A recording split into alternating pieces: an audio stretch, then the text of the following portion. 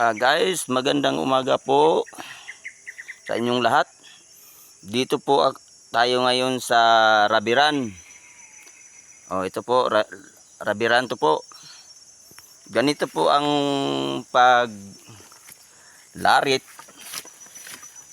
ng rubber. Ganito po, yun. Ang garit ng rubber, ganito po yun, oh. Yan.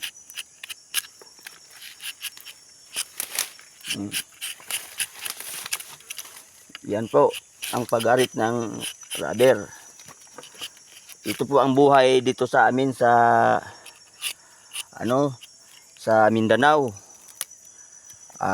Kung sino po ang nakaranas ng ganitong magtrabaho sa rubber, siguro po maramdaman nyo po kung gaano kahirap ang pagtrabaho ng ganito sa rubber. Umaga pa lang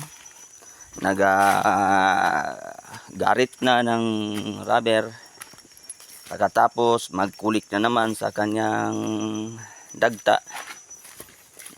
Yan.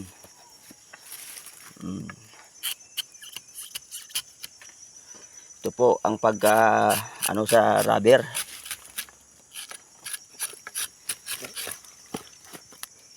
Yan po.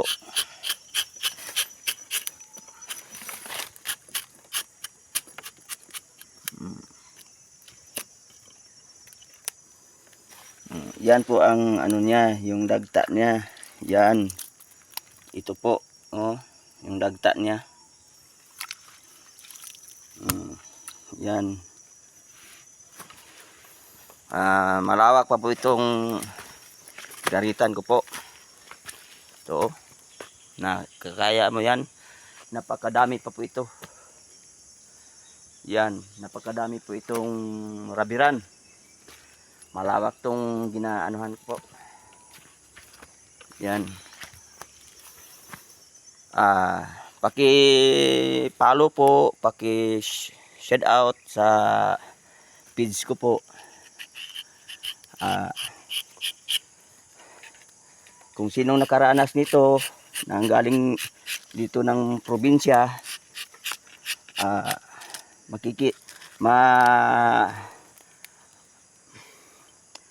maka-isip din sila po ng anong hirap dito. Yan. Yan po.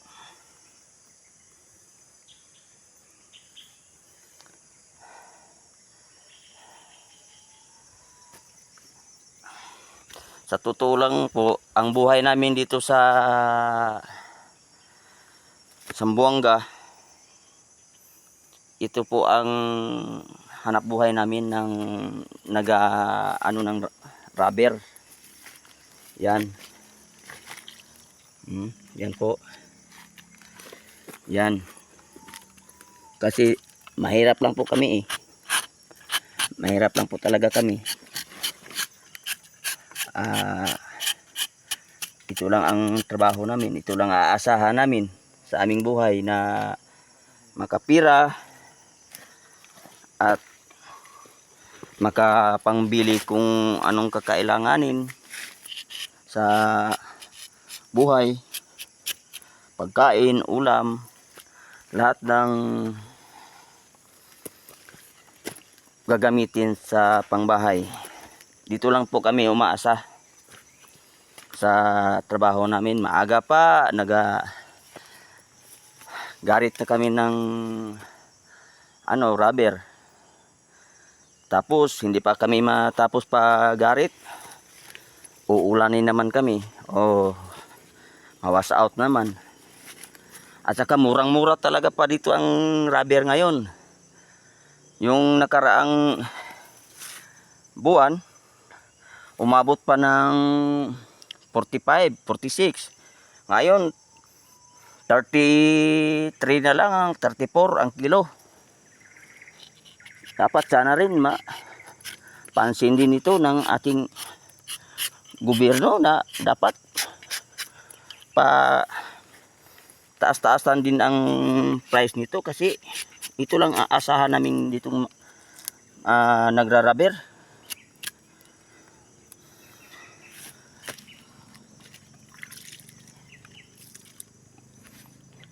Ito lang inaasahan namin dito na nagrarubber, na wala ng ibang maasahan kung hindi ito lang. Tapos murang-mura pa ang pagbili nila sa amin. Dapat sana pataas-taasan nila sa nag-ano sa ating panungkulan. At hanggang dito na lang po, at maraming salamat po sa inyong lahat at nakapansin po ito sa video ko ito sa YouTube channel Gilbert Gandawan Vloggers.